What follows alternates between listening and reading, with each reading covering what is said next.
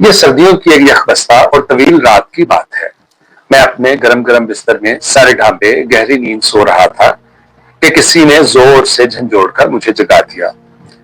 कौन है? मैंने चीख कर पूछा और इसके जवाब में एक बड़ा सा हाथ मेरे सर से टकराया और खूब अंधेरे से आवाज आई, थाने वालों ने रानू को गिरफ्तार कर लिया। क्या? मैंने लरसते हुए हाथ को परे धकेलना चाहा। क्या है? और तारीकी का भूत बोला, थाने वालों ने रानू को गिरफ्तार कर लिया। इसका फारसी में तर्जुमा करो। दाऊ जी के बच्चे, मैंने ऊँगते हुए कहा, आधी आधी रात को तंग करते हो, दफा हो जाओ। मैं नहीं आपके घर रहता, मैं नहीं पढ़ता। दाऊ जी के बच्चे, कुत्ते। और मैं रोने लगा।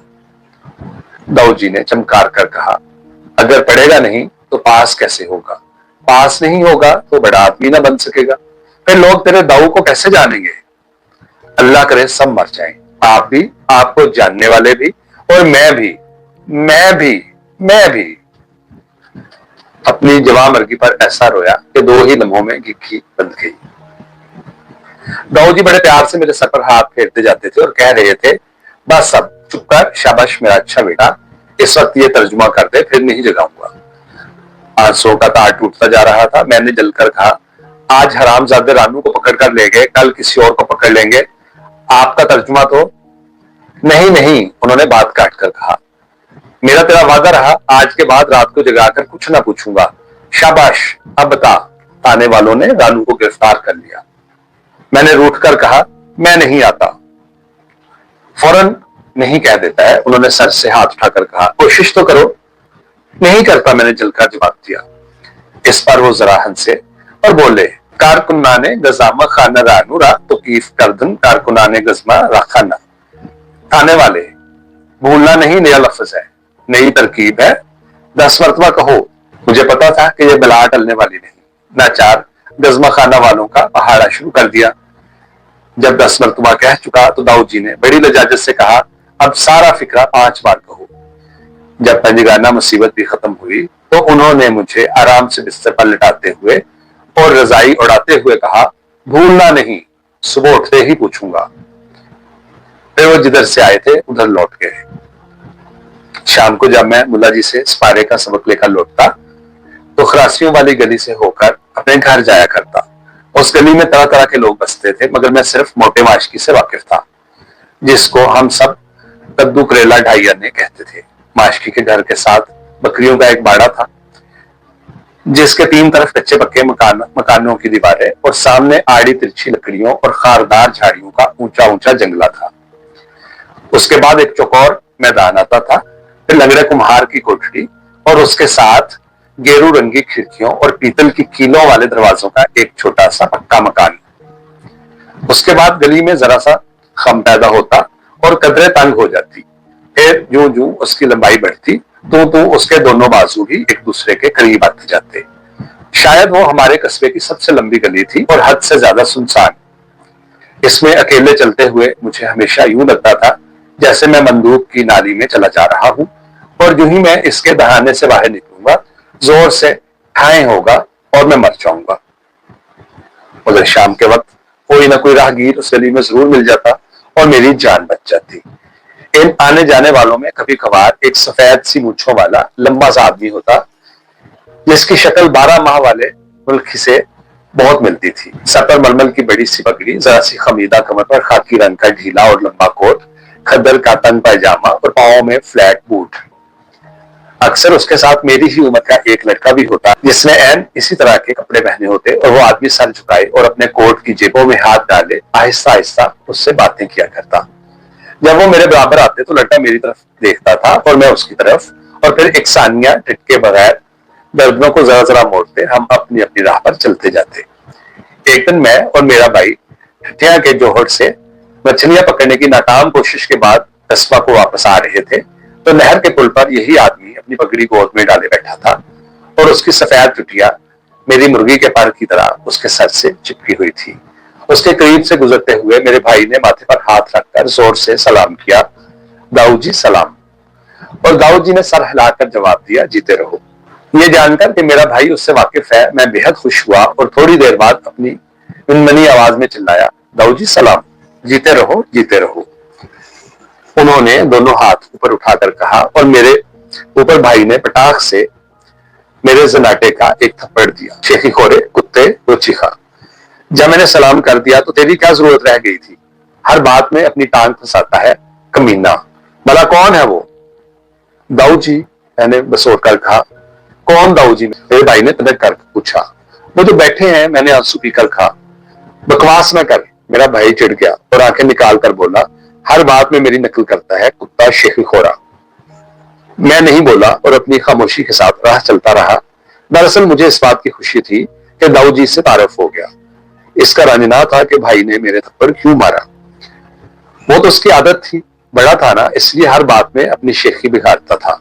दाऊ जी से लैक्स तो हो ही गई थी, इसलिए मैं कोशिश करके गली में से उस वक्त गुजरने लगा जब वो आ जा रहे हूं। उन्हें सलाम करके बड़ा मजा आता था और जवाब पाकर उससे भी ज्यादा, इससे भी ज्यादा जीते रहो कुछ ऐसी मोहब्बत से कहते कि जिंदगी दो चंद सी हो जाती और आदमी जमीन से जरा ऊपर उठकर हवा में चलने लगता। सलाम का ये सिलसिला कोई साल भर यूं ही चलता रहा। इस स्ना में मुझे इस कदर मालूम हो सका कि दाऊ जी गेरू रंगी खिड़कियों वाले मकान में रहते हैं और छोटा सा लड़का उनका बेटा है। मैंने अपने भाई से उनके मुतालिक कुछ और भी पूछना चाहा, मगर वो बड़ा सख्त आदमी था और मेरी छोटी बात पर चिढ़ जाता था। मेरे हर सवाल के जवाब में उसके पास गड़े गिड़ाए दो फिक्रे होते थे, तुझे क्या और बकवास ना कर। मगर खुदा का शुक्र है मेरे तजस्सुस का ये सिलसिला ज्यादा देर तक ना चला। इस्लामिया प्राइमरी स्कूल से चौथी पास करके मैं MB हाई स्कूल की 5वीं जमात में दाखिल हुआ तो वही दाऊ जी का लड़का मेरा हम जमात निकला। तो उसकी मदद से और अपने भाई का एहसान उठाए बगैर मैं ये जान गया कि दाऊ जी खत्री थे और कस्बा की मुंसफी में अर्जी नवीस का काम करते थे। लड़के का नाम अमीचंद था और वो जमात में सबसे ज्यादा होशियार था। उसकी पगड़ी क्लास भर में सबसे बड़ी थी और चेहरा बिल्ली की तरह छोटा। चंद लड़के उसे म्याऊ कहते थे और बाकी न्योला कहकर पुकारते थे, मगर मैं दाऊ जी की वजह से उसके असली नाम ही से पुकारता था, इसलिए वो मेरा दोस्त बन गया और हमने एक दूसरे को निशानियां देकर पक्के यार बनने का वादा कर लिया था।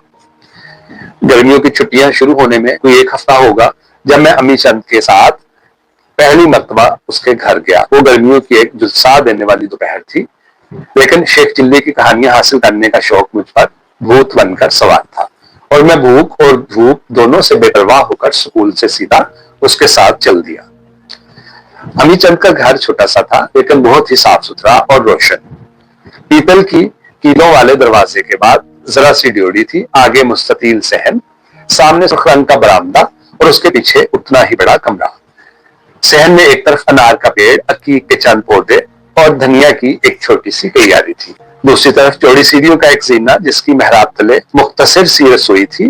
गेरू रंगी खिड़कियां ड्योढ़ी से मलिका बैठक में खुलती थी और बैठक का दरवाजा नीले रंग का था।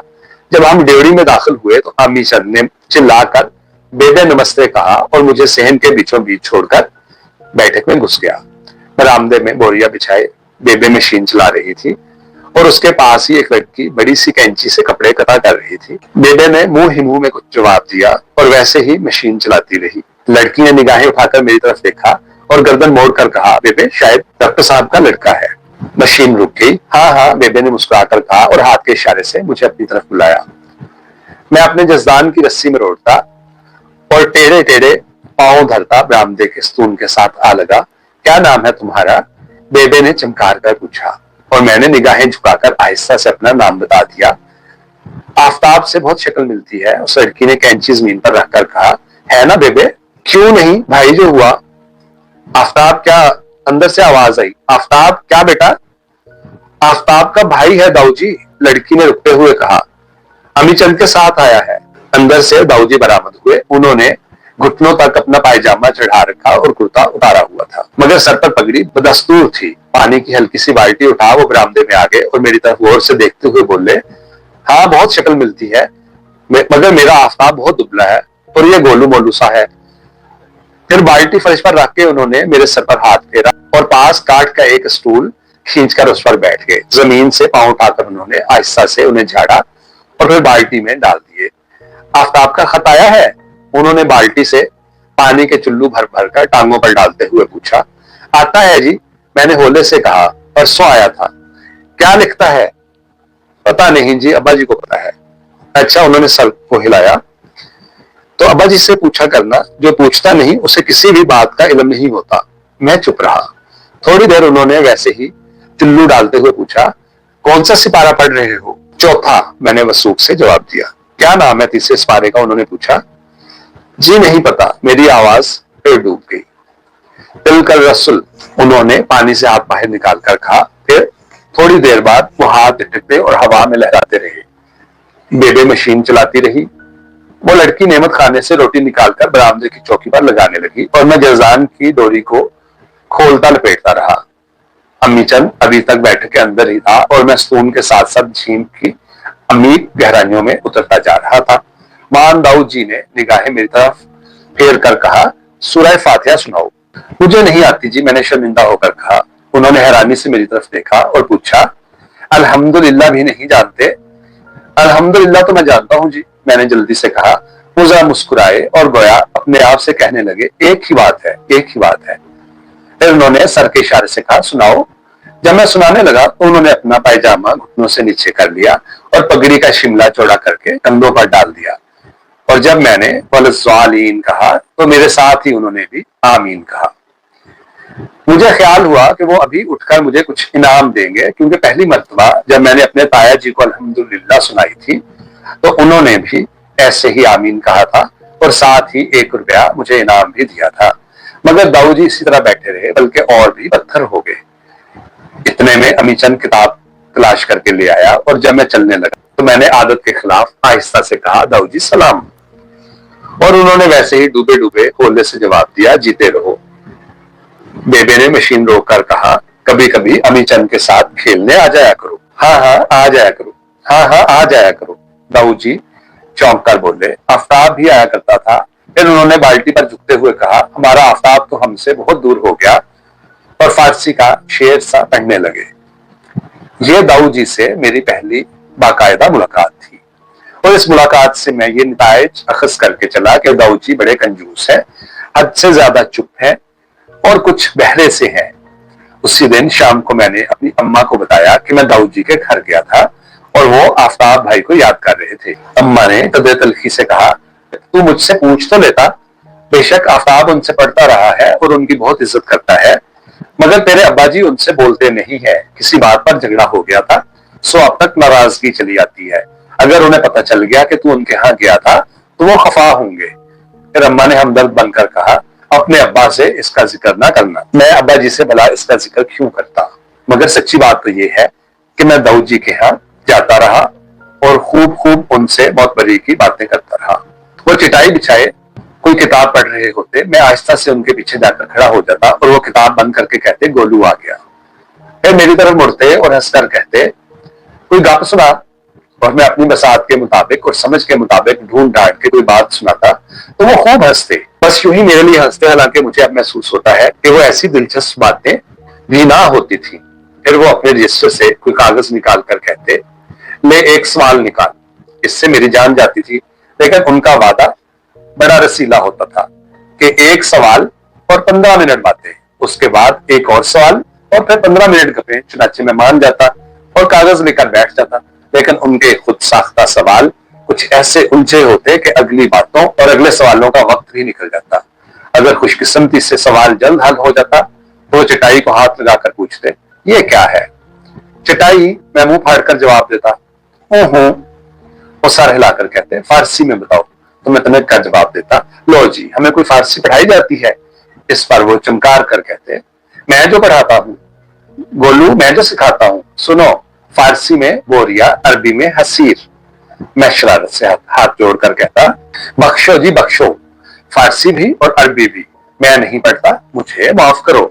मगर वो सुनी अनसुनी एक करके कहे जाते, फारसी बोरिया, अरबी हसीर, और फिर कोई चाहे अपने कानों में शीशा भर लेता। दाऊद जी के अल्फाज घुसते चले जाते थे। अमीचंद किताबों का कीड़ा था, सारा दिन बैठक में बैठा लिखता पढ़ता रहता। दाऊ जी उसके औकात में मुखल्ला होते थे, लेकिन उनके दाव अमीचंद पर भी बराबर होते थे। वो अपनी निशिस्त से उठकर घड़े से पानी पीने आया। दाऊ जी ने किताब से निगाहें उठाकर पूछा, बेटा डू का नाउन क्या है? उसने मुंह से गिलास लगाए हुए डिड कहा और फिर गिलास बटोंची तले फेंक कर अपने कमरे में आ गया। दाऊजी फिर पढ़ने में मसरूफ हो गए। घर में उनको अपनी बेटी से बड़ा प्यार था। हम सब उसे बीबी कहकर पुकारते थे। अकेले दाऊजी ने उसका नाम कुरा रखा था। अक्सर बैठे बैठे हाथ लगाकर कहते, कुरा बेटी, ये कैंची तो इससे कब छूटेगी? और वो उसके जवाब में मुस्कुराकर खामोश हो जाती। बेबे को इस नाम से बड़ी चिढ़ थी। वो चीख कर जवाब देती, तुमने इसका नाम कुर्रत रखकर उसके भाग में कुर्ते सीने लिखवा दिए। मुंह अच्छा ना हो तो शब्द तो अच्छे निकालने चाहिए। और दाऊजी एक लंबी सांस लेकर कहते, जाहिल इसका मतलब क्या जाने। इस बार बेबे का गुस्सा चमक उठता और उसके मुंह में जो कुछ आता कहती चली जाती, फिर कोसने, फिर बददुआएं और आखिर में गालियों पर उतर आती। बीबी रोकती तो दाऊजी कहते, हवाएं चलने को होती हैं बेटा और गालियां बरसने को। तुम इन्हें रोको मत, इन्हें टोको मत। फिर वो अपनी किताबें समेटते और अपना महबूब हसीर उठाकर चुपके से सीढ़ियों पर चढ़ जाते। नवीं जमात के शुरू में मुझे एक बुरी आदत पड़ गई और इस बुरी आदत ने अजीब गुल खिलाए। हकीम अली अहमद मरहूम हमारे कस्बे के एक ही हकीम थे। इलाज मुआवजा से उनको कुछ ऐसी दिलचस्पी ना थी, लेकिन बातें बड़ी मजेदार सुनाते थे। औलियाओं के तज़किरे, जिनों भूतों की कहानियां और हजरत सुलेमान अलैहिस्सलाम और मलका सबा की घरेलू जिंदगी की दास्तानें उनके तीर बहदफ टोटके थे। उनके तंगो तारीख मतलब में माजून के चंद टप्पों, शरबत की 10-15 बोतलों और 2 आतिशी शीशियों के सिवा और कुछ ना था। दवाओं के अलावा वो अपनी तिलिस्माती तकरीर और हजरत सुलेमान अलैहिस्सलाम के खास सदरी तवीज़ों से मरीज का इलाज किया करते थे। इन्हीं बातों के लिए दूर दराज गांव के मरीज उनके पास खिंचे चले आते और फैज़याब होकर जाते। हफ्ता 2 हफ्ता की सोबत में मेरा उनके साथ एक मुआहिदा हो गया। मैं अपने अस्पताल से उनके लिए खाली बोतलें और शीशियां चुरा के लाता और इसके बदले वो मुझे दास्ताने अमीर हमजा की जिल्दें पढ़ने के लिए दिया करते। ये किताबें कुछ ऐसी दिलचस्प थीं कि मैं रात रात भर अपने बिस्तर में दुबक कर उन्हें पढ़ा करता और सुबह देर तक सोया रहता। अम्मा मेरे इस रवैये से सख्त नाला थी। अब्बा जी को मेरी सेहत बर्बाद होने का खतरा लाक था, लेकिन मैंने उनको बता दिया था कि चाहे जान चली जाए, अब के 10वीं में वजीफा जरूर हासिल करूंगा। रात लिस्में होशरुबा के ऐवानों में बसर होती और दिन बेंच पर खड़े होकर छमाही इम्तिहान में फेल होते होते बचा। छमाही में बीमार पड़ गया और सालाना इम्तिहान के मौका पर हकीम जी की मदद से मास्टरों से मिल मिलाकर पास हो गया। 10वीं में संदलीनामा, फसाना आजाद और अलफ लैला साथ साथ चलते थे। फसाना आजाद और संदलीनामा घर पर रखे थे, लेकिन अलफ लैला स्कूल के डेस्क में बंद रहती। आखिरी बेंच पर ज्योग्राफिया की किताब तले सिंदबाद जहाजी के साथ साथ चलता और इस तरह दुनिया की सैर करता। 22 मई का वाक्य है कि सुबह 10 बजे यूनिवर्सिटी से नतीजा की किताब MB हाई स्कूल पहुंची। अमी चंद ना सिर्फ स्कूल में बल्कि जिला भर में अव्वल आया था। 6 लड़के फेल थे और 22 पास। हकीम जी का जादू यूनिवर्सिटी पर ना चल सका और पंजाब की जाबर दानिशगाह ने मेरा नाम भी उन 6 लड़कों में शामिल कर दिया। उसी शाम किबला गाही ने बैत से मेरी पिटाई की और घर से बाहर निकाल दिया। मैं अस्पताल के रहट की गद्दी पर आ बैठा और रात गए तक सोचता रहा कि अब क्या करना चाहिए और अब किधर जाना चाहिए। खुदा का मुल्क तंग नहीं था और मैं उम्र यार के हथकंडों और सिंदबाद जहाजी के तमाम तरीकों से वाकिफ था, मगर फिर भी कोई राह सुझाई ना देती थी। कोई 2-3 घंटे इसी तरह साकित और जामिद उस गद्दी पर बैठा जीज करने की राहें सोचता रहा। इतने में अम्मा सफेद चादर ओढ़े मुझे ढूंढती ढूंढती उधर आ गई और अब्बा जी से माफी दे देने का वादा करके मुझे फिर घर ले गए। मुझे माफी से कोई दिलचस्पी ना थी। मुझे तो बस एक रात और उनके यहाँ गुजारनी थी और सुबह सवेरे अपने सफर पर रवाना होना था। चुनाचे में आराम से उनके साथ जाकर हस्बे मामूल अपने बिस्तर पर बरास हो गया। अगले दिन मेरे फेल होने वाले साथियों में से खुशिया, कोडू और बिस्बीर मस्जिद के पिछवाड़े टाल के पास मिल बैठे। वो लाहौर जाकर बिजनेस करने का प्रोग्राम बना रहे थे। बिस्सू यबजब ने मुझे बताया कि लाहौर में बड़ा बिजनेस है, क्योंकि उसके भाया जी अक्सर अपने दोस्त फतेह चंद के ठेकों का जिक्र किया करते थे, जिसने साल के अंदर अंदर 2 कारें खरीद ली थी। मैंने उनसे बिजनेस की नौयत के बारे में पूछा तो यूसुफ यबजब ने कहा, लाहौर में हर तरह का बिजनेस मिल जाता है, बस एक दफ्तर होना चाहिए और उसके सामने बड़ा सा साइन बोर्ड देखकर लोग खुद ही बिजनेस दे जाते हैं। उस वक्त बिजनेस से मुराद वो करेंसी नोट ले रहा था। मैंने एक मरतबा फिर वजाहत चाहिए तो कोडू चमक कर बोला, यार देसू सब जानता है, ये बता तू तैयार है या नहीं। फिर उसने पलट कर देसू से पूछा, अनारकली में दफ्तर बनाएंगे ना? देसू ने जरा सोचकर कहा, अनारकली में या शाह आलमी के बाहर, दोनों ही जगह एक सी हैं। मैंने कहा अनारकली ज्यादा मुनासिब है क्योंकि वही ज्यादा मशहूर जगह है और अखबारों में जितने भी इश्तिहार निकलते हैं उनमें अनारकली लाहौर लिखा होता है। चुनाचे ये तय पाया कि अगले दिन 2 बजे की गाड़ी से हम लाहौर रवाना हो जाएंगे। घर पहुंचकर मैं सफर की तैयारी करने लगा। बूट पॉलिश कर रहा था कि नौकर ने आकर शरारत से मुस्कुराते हुए कहा, चलो जी डॉक्टर साहब बुलाते हैं। कहाँ है? मैंने ब्रश जमीन पर रख दिया और खड़ा हो गया।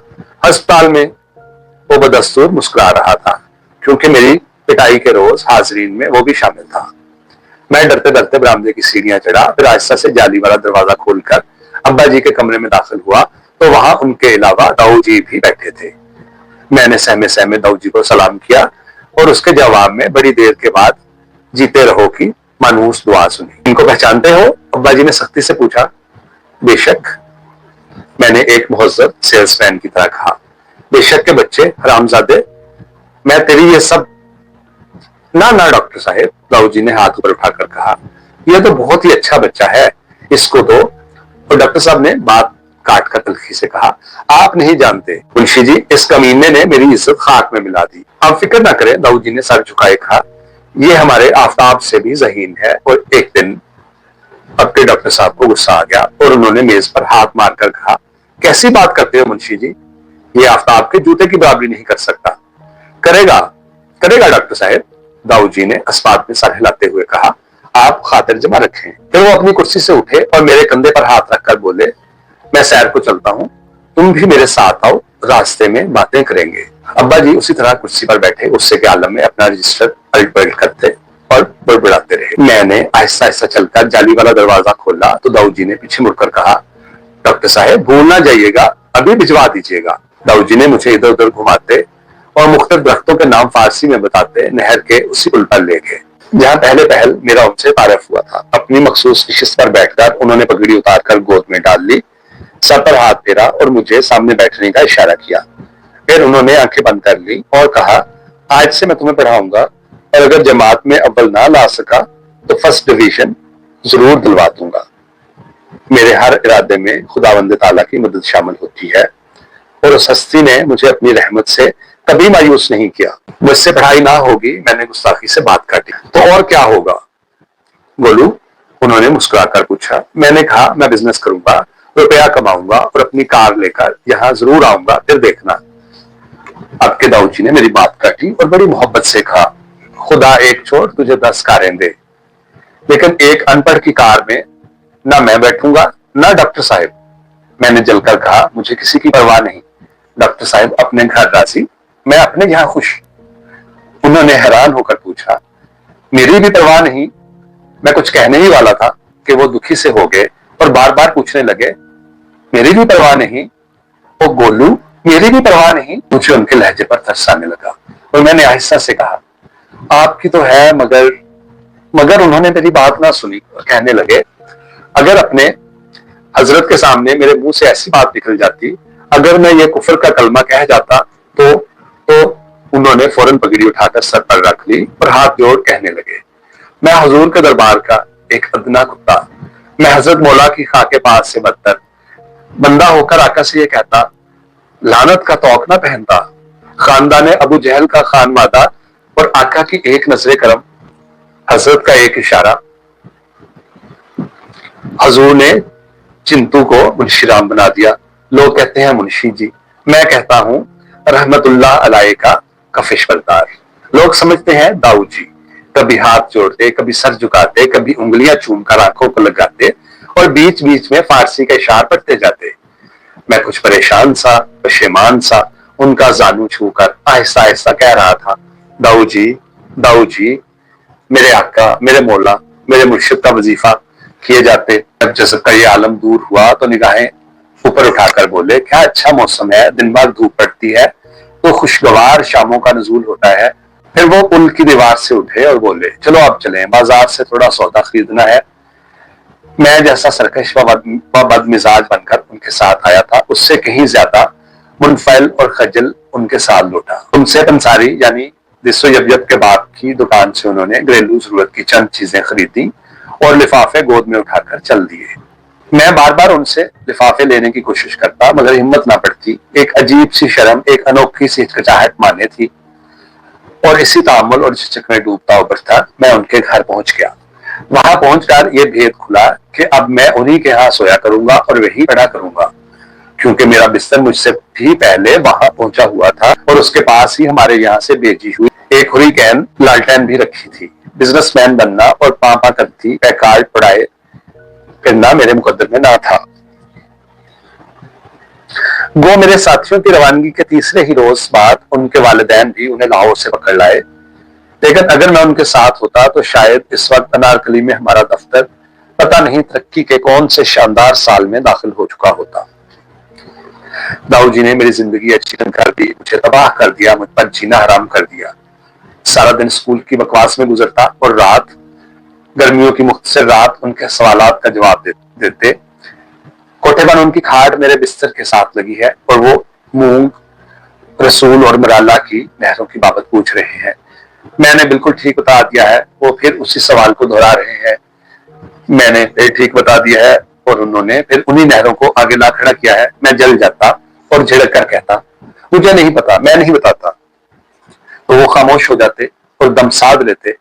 मैं आंखें बंद करके सोने की कोशिश करता तो वो शर्मिंदगी कंकर बनकर पुतलियों में उतर जाती। मैं आहिस्ता से कहता, दाऊ जी हूं।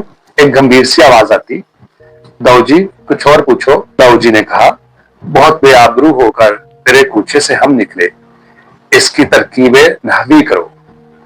मैंने सादतमंदी के साथ कहा, जी ये तो बहुत लंबा फिक्रा है, सुबह लिखकर बता दूंगा, कोई और पूछिए।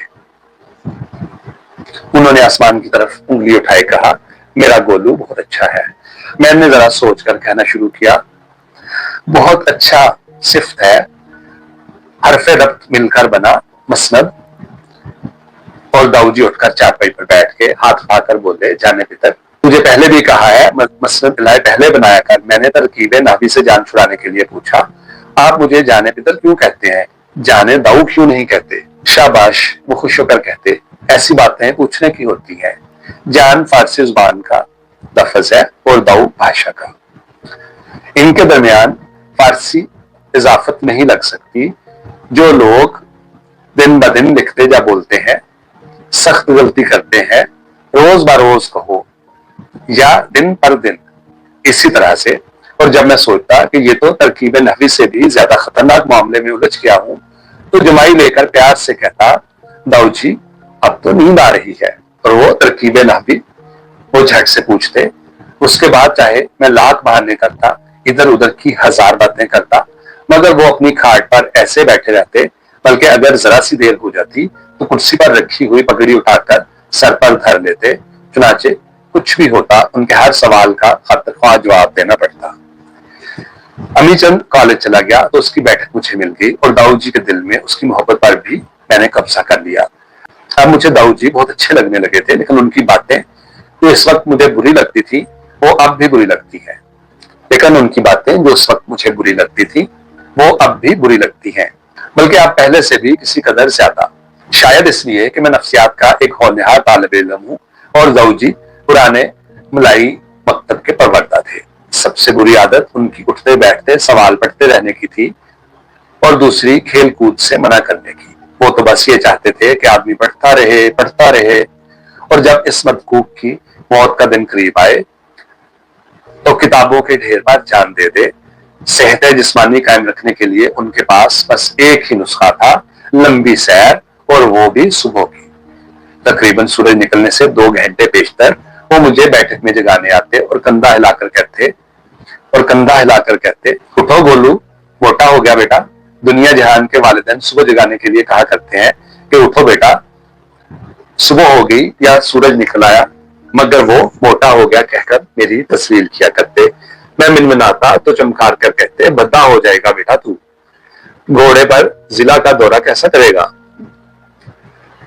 और मैं गरम गरम बिस्तर से हाथ जोड़कर कहता, दाऊ जी खुदा के लिए मुझे सुबह ना जगाओ, चाहे मुझे कत्ल कर दो, जान से मार डालो। ये फिक्रा उनकी सबसे बड़ी कमजोरी थी। वो फौरन मेरे सर पर लिहाफ डाल देते और बाहर निकल जाते। बेबे को उन दाऊ जी से अल्लाह वास्ते का बैर था और दाऊ जी उनसे बहुत डरते थे। वो सारा दिन मोहल्ले वालियों के कपड़े सिया करती और दाऊद जी को कोसने दिए जाती। उनकी इस जुबानदराजी पर मुझे बड़ा गुस्सा आता था, मगर दरिया में रहकर मगरमच्छ से बैर ना हो सकता था। कभी कभार जब वो नागुफ्तनी गालियों पर उतर आती तो दाऊद जी मेरी बैठक में आ जाते और कानों पर हाथ रखकर कुर्सी पर बैठ जाते। थोड़ी देर बाद कहते, गिबत करना बड़ा गुनाह है, लेकिन मेरा खुदा मुझे माफ करे, तेरी बेबे भटियारन है और इसकी सराय में मैं, मेरी कुरतुलैन और थोड़ा थोड़ा तू भी, हम तीनों बड़े आजिज मुसाफिर हैं। और वाकई बेबे भटियारन सी थी। उनका रंग सख्त काला था और दांत बेहद सफेद, माथा मेहराबदार और आंखें चुनिया सी। चलती तो ऐसी गर्भापाई के साथ जैसे, खुदा मुझे माफ करे, कुटनी कंसूइयां लेती फिरती हैं। बेचारी बीबी को ऐसी ऐसी बुरी बातें कहती कि वो दो दो दिन रो रो कर हलकान हुआ करती। एक अमीचंद के साथ उनकी बनती थी, शायद उसकी वजह से कि हम दोनों हम शक्ल थे, या शायद इस वजह से कि उसको बीबी की तरह अपने दाऊद जी से प्यार ना था। यूं तो बीबी बेचारी बहुत अच्छी लगती थी, मगर उससे मेरी भी नामत थी। मैं कोठे पर बैठा सवाल निकाल रहा हूँ, दाऊद जी नीचे बैठे हैं और बीबी ऊपर बरसाती से ईंधन लेने आई तो जरा रुककर मुझे देखा, फिर मंडीर से झांक कर बोली, दाऊद जी पढ़ तो नहीं रहा, दिनको से चार पहिया बना रहा है। मैं वसील बच्चे की तरह मुंह चढ़ाकर कहता, तुझे क्या, नहीं पढ़ता तो तू क्यों बड़बड़ करती है, आई बड़ी थानेदारनी। और दाऊद जी नीचे से हांक लगाकर कहते, ना गोलू मोलू, बहनों से झगड़ा नहीं करते। और मैं जोर से चिल्लाता, पढ़ रहा हूं जी, झूठ बोलती है। दाऊद जी आहिस्ता आहिस्ता सीढ़ियां चढ़कर ऊपर आ जाते और कॉपियों के नीचे नीम पोशीदा चार पहिया देखकर कहते, कुरत बेटा, तू इसको चढ़ाया ना कर, ये जिन बड़ी मुश्किल से काबू किया है, अगर एक बार बिगड़ गया तो मुश्किल से संभलेगा। बीबी कहती, कॉपी उठाकर देख लो दाऊद जी, इसके नीचे है वो चारपाई जिससे खेल रहा था। मैं कहर आलूद निगाहों से बीबी को देखता और वो लकड़ियां उठाकर नीचे उतर जाती। फिर दाऊद जी समझाते कि बीबी ये कुछ तेरे फायदे के लिए कहती है, वरना उसे क्या पड़ी है कि मुझे बताती फिरे, फेल हो या पास उसकी बला से, मगर वो तेरी भलाई चाहती है, तेरी बेहतरी चाहती है। और दाऊद जी की ये बात हरगिज़ समझ में ना आती थी। मेरी शिकायतें करने वाली मेरी भलाई क्यों कर जा सकती थी। उन दिनों मामूल ये था कि सुबह 10 बजे से पहले दाऊद जी के हाथ से चल देता, घर जाकर नाश्ता करता और फिर स्कूल पहुंच जाता। आधी छुट्टी पर मेरा खाना स्कूल भेज दिया जाता और शाम को स्कूल बंद होने पर घर आके लालटेन तेल से भरता और दाऊद जी के यहाँ आ जाता। फिर रात का खाना भी मुझे दाऊद जी के घर ही भिजवा दिया जाता। जिन अय्याम में मुंसफी बंद होती, दाऊद जी स्कूल की ग्राउंड में आकर बैठ जाते और मेरा इंतजार करने लगते। वहां से घर तक सवालात की बुछाड़ रहती। स्कूल में जो कुछ पढ़ाया गया होता उसकी तफसील पूछते, फिर मुझे घर तक छोड़कर खुद सैर को चले जाते।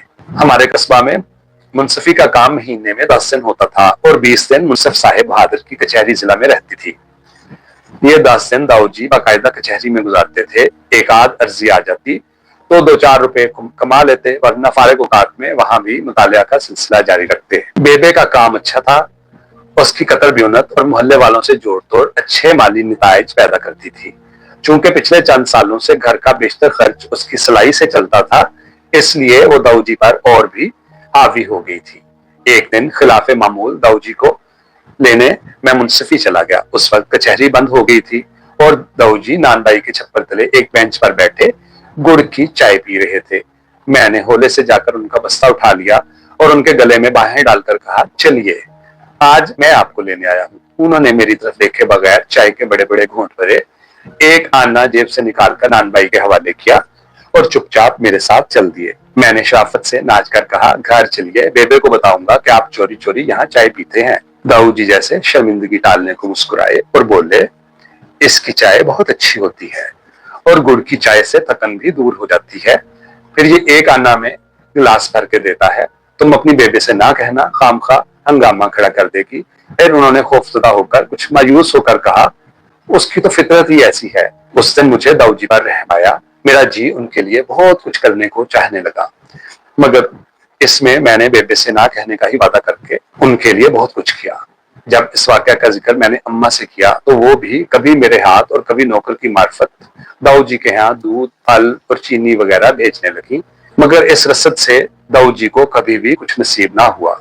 हाँ, बेबे की निगाहों में मेरी कदर बढ़ गई और उसने किसी हद तक मुझसे रियायती बर्ताव शुरू कर दिया। मुझे याद है एक सुबह मैं दूध से भरा तामलोट उनके यहाँ लेकर आया था और बेबे घर ना थी। वो अपनी सखियों के साथ बाबा सावन के जोड़ में स्नान करने गई थी और घर में सिर्फ दाऊजी और बीबी थे। दूध देखकर दाऊजी ने कहा, चलो आज तीनों चाय पियेंगे, मैं दुकान से गुड़ लेकर आता हूँ, तुम पानी चूल्हे पर रखो। बीबी ने जल्दी से चूल्हा सुलगाया, मैं पतीली में पानी डालकर लाया और फिर हम दोनों वही चौके पर बैठकर बातें करने लगे। दाऊजी गुड़ लेकर आ गए तो उन्होंने कहा, तुम दोनों अपने अपने काम पर बैठो, चाय मैं बनाता हूँ। चुनाचे बीबी मशीन चलाने लगी और मैं डायरेक्ट इनडायरेक्ट की मशकें लिखने लगा। दाऊजी चूल्हा भी झोंकते जाते थे और आदत के मुताबिक मुझे भी ऊंचे ऊंचे बताते जाते थे। गैलीलियो ने कहा, जमीन सूरज के गिर्द घूमती है। गैलीलियो ने दरियाफ्त किया कि जमीन सूरज के गिर्द घूमती है, ये ना लिख देना कि सूरज के गिर्द घूमती है।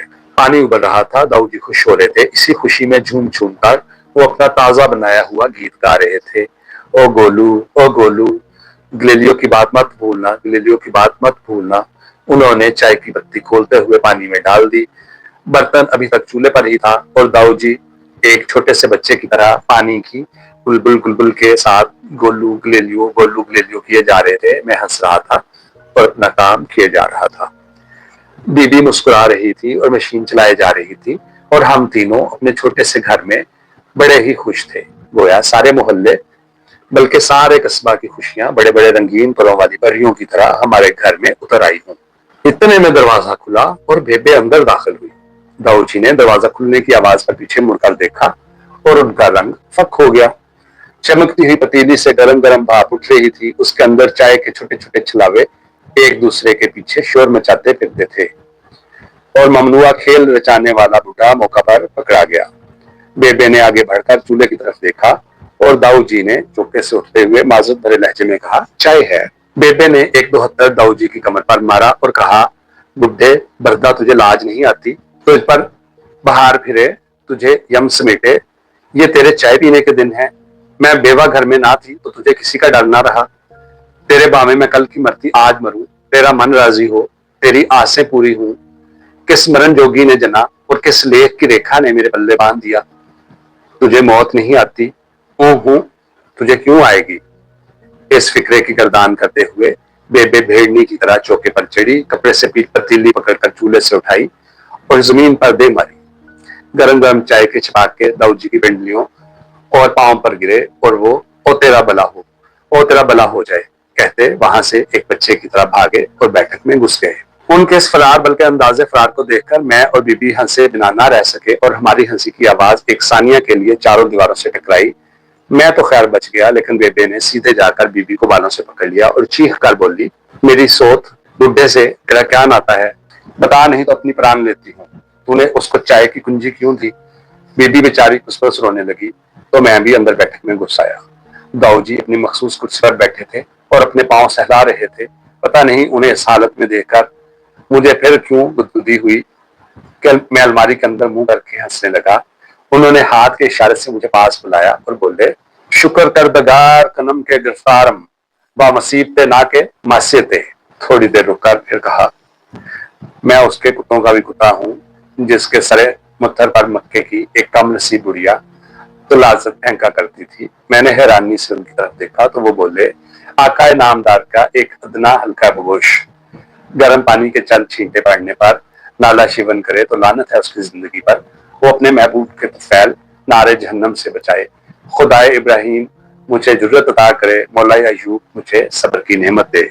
मैंने कहा, दाऊजी नामदार कौन? तो दाऊजी को यह सुनकर जरा तकलीफ हुई। उन्होंने शफकत से कहा, जाने पिदर, यूं ना पूछा कर। मेरे उस्ताद, मेरे हजरत की रूह को मुझसे बेजार ना कर। वो मेरे आका भी थे, मेरे बाप भी और मेरे उस्ताद भी। वो तेरे दादा उस्ताद हैं, दादा उस्ताद।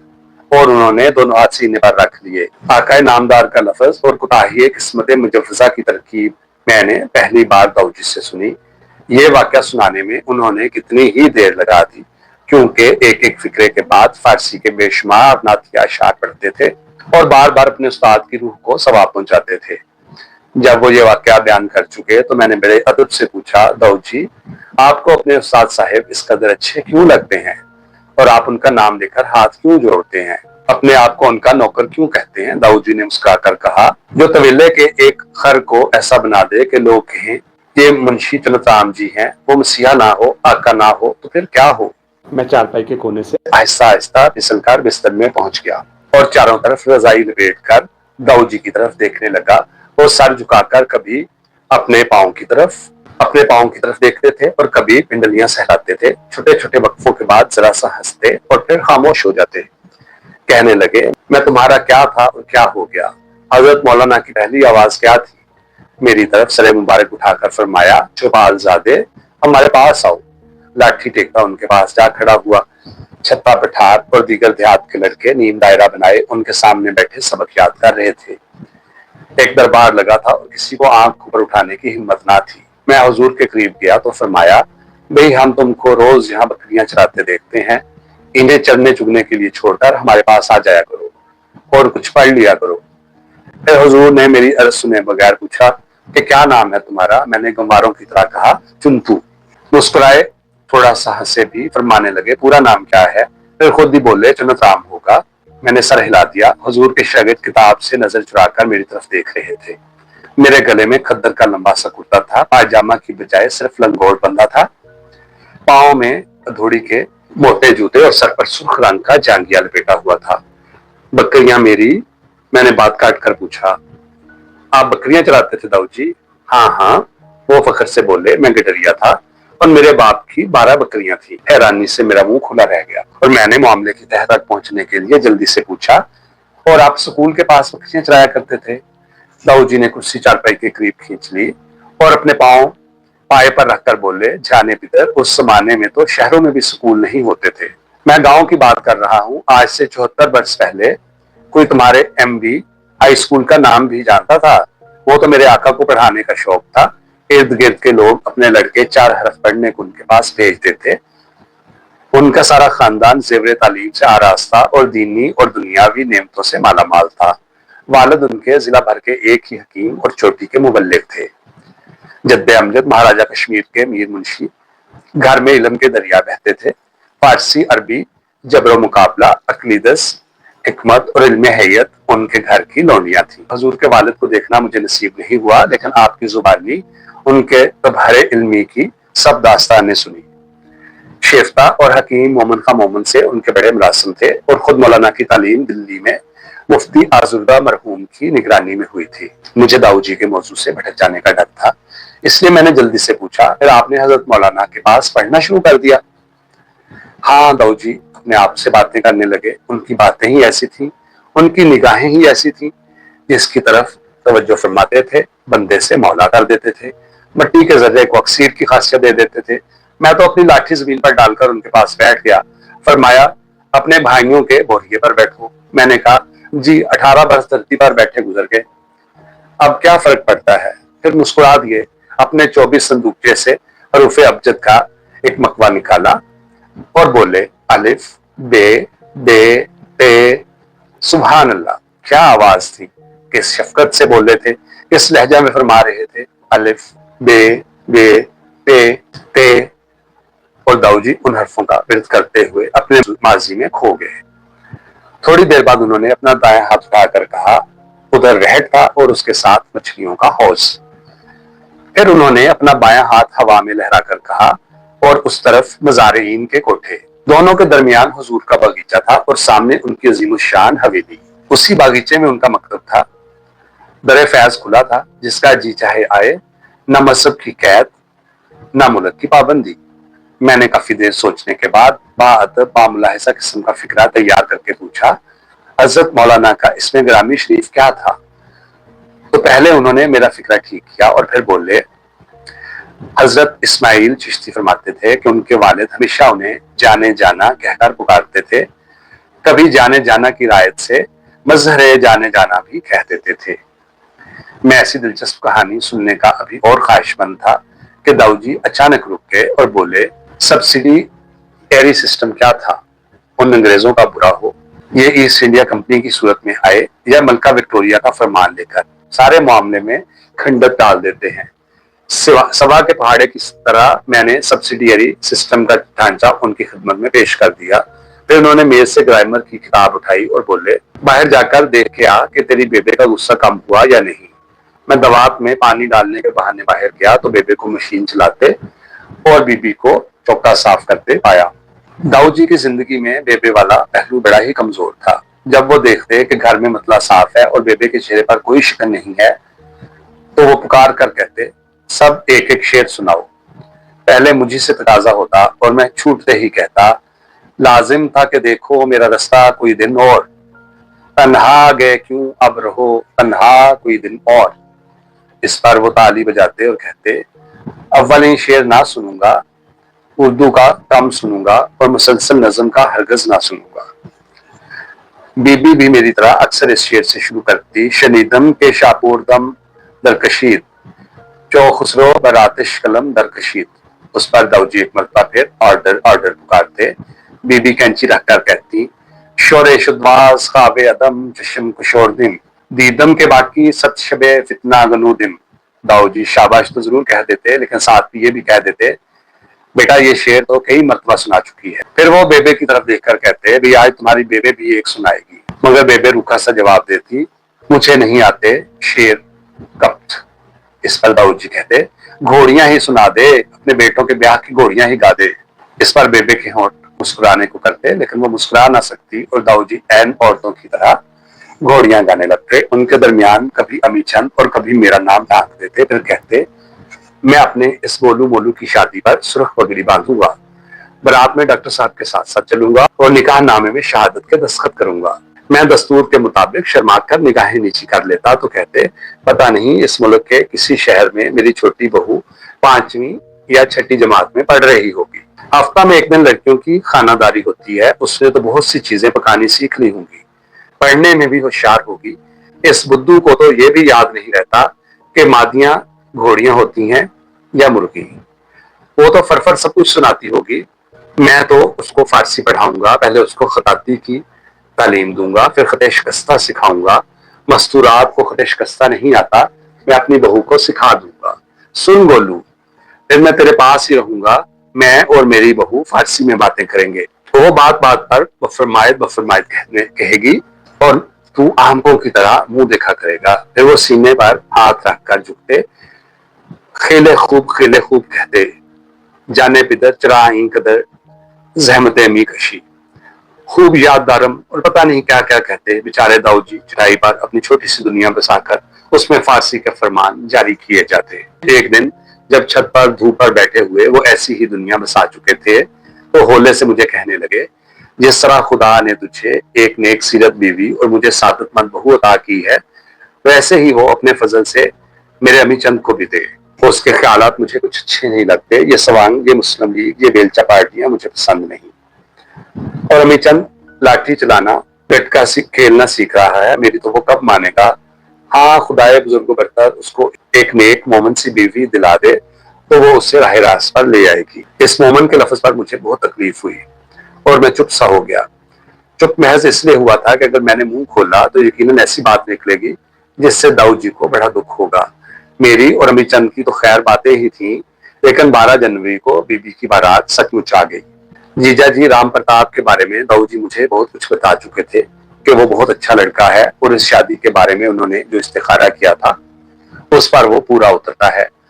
सबसे ज्यादा खुशी दाऊद जी को इस बात की थी कि उनके समधी फारसी के उस्ताद थे और कबीरपंथी मजहब से ताल्लुक रखते थे। 12 तारीख की शाम को बीबी विदा होने लगी तो घर भर में कोहराम मच गया। बेबे ज़ारो-कुतार रो रही है, अम्मी चंद आंसू बहा रहा है और मोहल्ले की औरतें फुसफुस कर रही हैं। मैं दीवार के साथ लगा खड़ा हूँ और दाऊ जी मेरे कंधे पर हाथ रखे खड़े हैं और बार बार कह रहे हैं, आज जमीन कुछ मेरे पांव नहीं पकड़ती, मैं तवाजुन कायम नहीं रख सकता। जीजा जी के बाप बोले, मुंशी जी अब हमें इजाजत दीजिए। तो बीबी पछाड़ खाकर गिर पड़ी, उसे चारपाई पर डाला, औरतें हवा करने लगी और दाऊ जी मेरा सहारा लेकर उसकी चारपाई की तरफ चले। उन्होंने बीबी को कंधे से पकड़कर उठाया और कहा, ये क्या हुआ बेटा, उठो, ये तो तुम्हारी नई और खुद मुख्तार जिंदगी की पहली घड़ी है, इसे यूं मनहूस ना बनाओ। बीबी इस तरह धाड़े मारते हुए दाऊ जी से लिपट गई। उन्होंने उसके सर पर हाथ फेरते हुए कहा, कुर्रतुल्लाइन, मैं तेरा गुनहगार हूं कि तुझे पढ़ा ना सका, तेरे सामने शर्मिंदा हूं कि तुझे इल्म का जहेज ना दे सका। तू मुझे माफ कर देगी और शायद खुददार राम प्रताप भी, लेकिन मैं अपने आप को माफ ना कर सकूंगा। मैं खताकार हूँ, मेरा खजल सर तेरे सामने खम है। ये सुनकर बीबी और भी जोर जोर से रोने लगी और दाऊद जी की आंखों से कितने सारे मोटे मोटे आंसुओं के कतरे टूटकर जमीन पर गिरे। उनके समधी ने आगे बढ़कर कहा, मुंशी जी आप फिक्र न करें, मैं बेटी को करीमा पढ़ा दूंगा। दाऊद जी उधर पलटे और हाथ जोड़कर कहा, करीमा तुझे पढ़ चुकी है, गुलिस्तान गुस्तान भी खत्म कर चुका हूँ, लेकिन मेरी हसरत पूरी नहीं हुई। इस पर वो हंसकर बोले, सारे गुलिस्तान तो मैंने भी नहीं पढ़ी, जहां अरबी आती थी आगे गुजर जाता था। दाऊद जी इसी तरह हाथ जोड़े कितनी देर खामोश खड़े रहे। बीबी ने गोटा लगी सुर्ख रंग की रेशमी चादर से हाथ निकालकर पहले अमीचंद और फिर मेरे सर पर हाथ फेरा और सखियों के बाजुओं में ड्योढ़ी की तरफ चल दी। दाऊद जी मेरा सहारा लेकर चले तो उन्होंने मुझे अपने साथ जोर से भेज कर कहा, ये लो, ये भी रो रहा है, देखो हमारा सहारा बना फिरता है। ओ गोलू, ओ मरदम दीदा, तुझे क्या हो गया, जाने पिदर तू क्यों। इस पर उनका गला रुंध गया और मेरे आंसू भी तेज हो गए। बारात वाले तांगों रिक्कों पर सवार थे। बीबी रथ में जा रही थी और उसके पीछे अमीचंद और मैं, और हमारे दरमियान में दाऊद जी पैदल चल रहे थे। अगर बीबी की चीख जरा जोर से निकल जाती तो दाऊद जी आगे बढ़कर रथ का पर्दा उठाते और कहते, लाहौल पढ़ो बेटा, लाहौल पढ़ो, और खुद आंखों पर रखे रखे उनकी पगड़ी का शिमला भीग गया था। रानू हमारे मोहल्ले का बड़ा ही कसीफ इंसान था। बदी और कीना परवरी उसकी तबीयत में कूट कूट कर भरी थी। वो बाड़ा जिसका मैंने जिक्र किया है उसी का था। उसमें 20-30 बकरियां और गायें थी, जिनका दूध सुबह शाम रानू गली के बगली मैदान में बैठकर बेचा करता था। तकरीबन सारे मोहल्ले वाले उसी से दूध लेते थे और उसकी शरारतों की वजह से दबते भी थे। हमारे घर के आगे आगे से गुजरते हुए वो यूं ही शौकिया लाठी जमीन पर बचाकर दाऊद जी को पंडित जयराम जी की कहकर सलाम किया करता। दाऊद जी ने उसे कई मरतबा समझाया भी कि वो पंडित नहीं है, मामूली आदमी है, क्योंकि पंडित उनके नजदीक बड़े पढ़े लिखे और फाजिल आदमी को कहा जा सकता था। लेकिन रानू नहीं मानता था। वो अपनी मूंछ को चबा कर कहता, अरे भाई, जिनके सर पर बोधी चुटिया हो वही पंडित होता है। चोरों यारों से उसकी आशनाई थी। शाम को उसके बाड़े में जुआ भी होता और गंदी और फुहश बोलियों का मुशायरा। बीबी के जाने के एक दिन बाद जब मैं उससे दूध लेने गया तो उसने शहादत से आंख मीच कर कहा, मोरनी तो चली गई बाबू, अब तू उस घर में रहकर क्या लेगा। मैं चुप रहा तो उसने झाग वाले दूध में डब्बा फेरते हुए कहा, घर में गंगा बहती थी, सच बता कि गोता लगाया कि नहीं। मुझे इस बात पर गुस्सा आ गया और मैंने तामलोट घुमाकर उसके सर पर दे मारा। इस जरबे शदीद से खून वगैरह तो बरामद ना हुआ, लेकिन वो चकरा कर तख्त पर गिर पड़ा और मैं भाग गया। दाऊद जी को सारा वाकया सुनाकर मैं दौड़ा दौड़ा अपने घर गया और अब्बा जी से सारी हिकायत बयान की।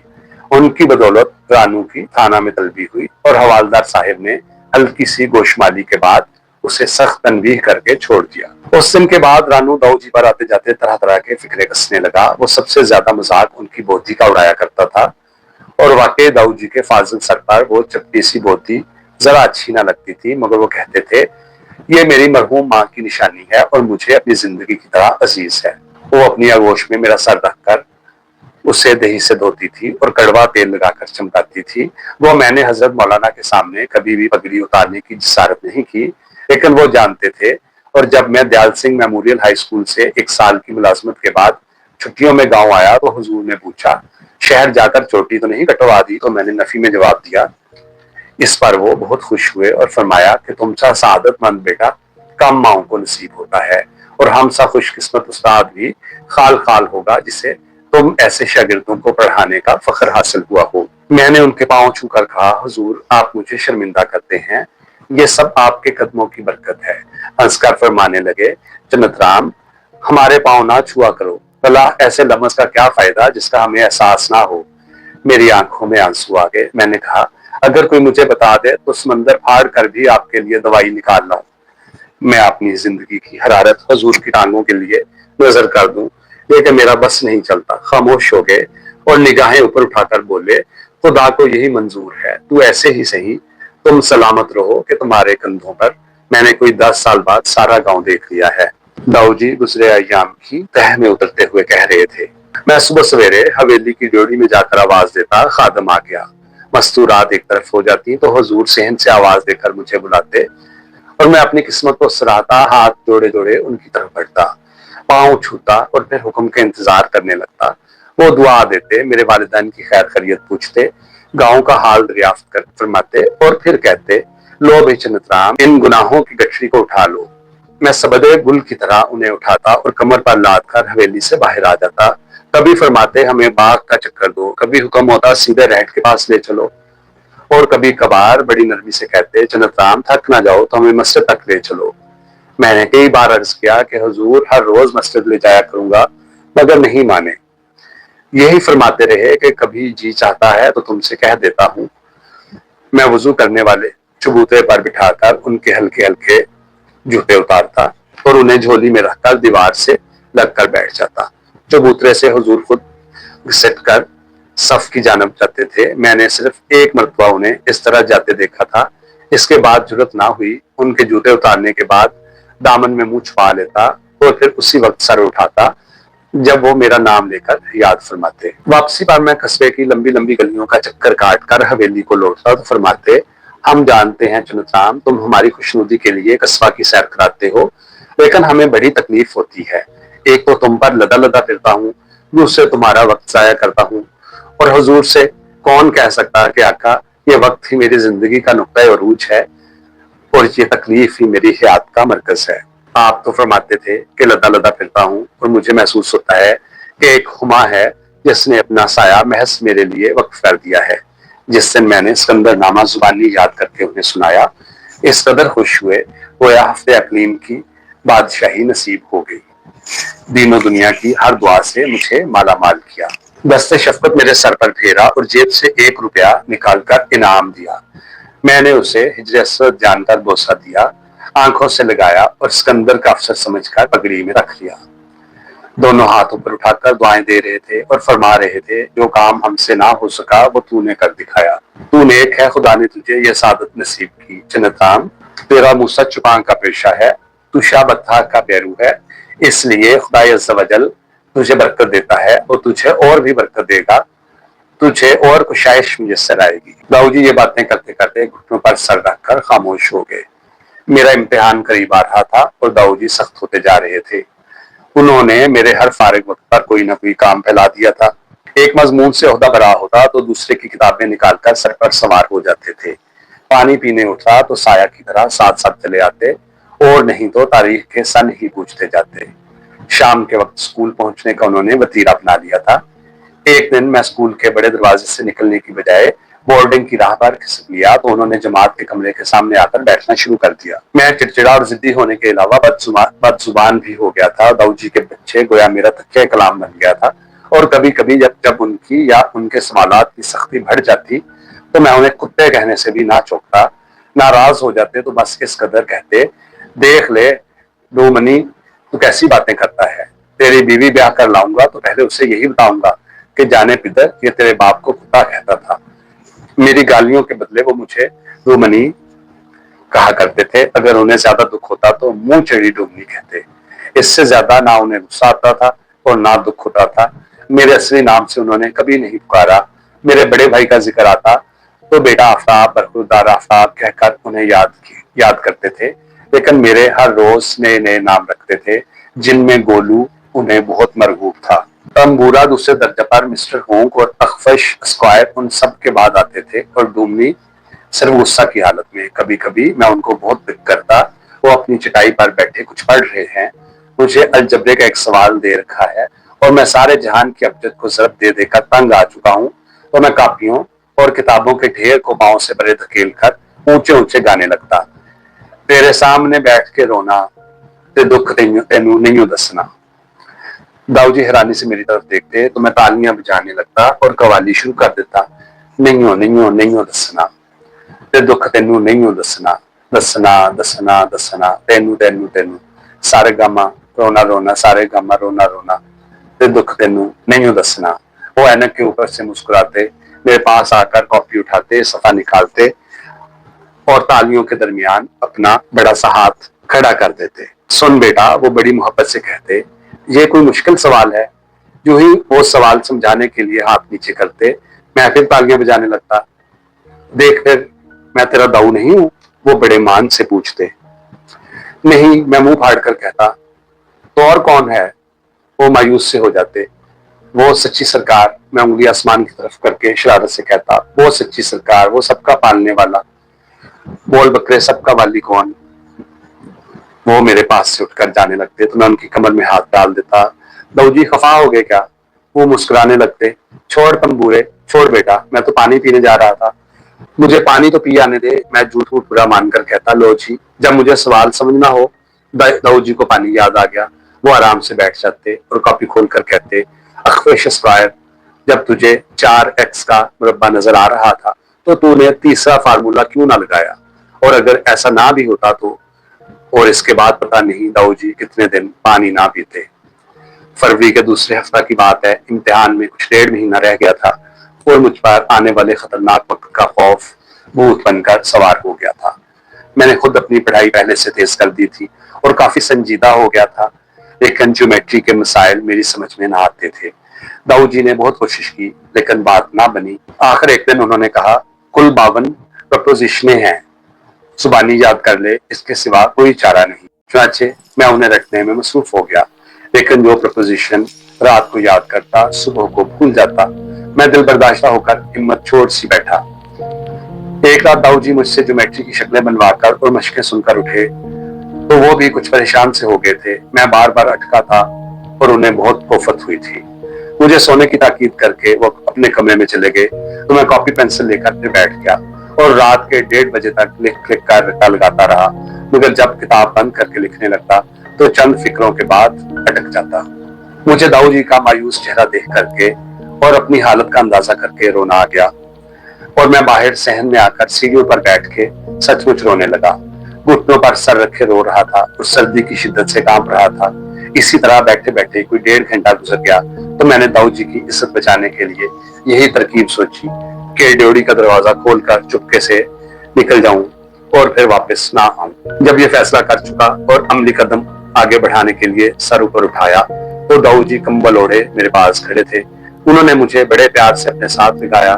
सिसकियों का लामुतना ही सिलसिला सहन में फैल गया। दाऊ जी ने मेरा सर चूमकर कहा, ले भाई तंबूरे, मैं तो यूं ना समझता था, तू तो बहुत ही कम हिम्मत निकला। फिर उन्होंने मुझे अपने साथ कंबल में लपेट लिया और बैठक में ले आए।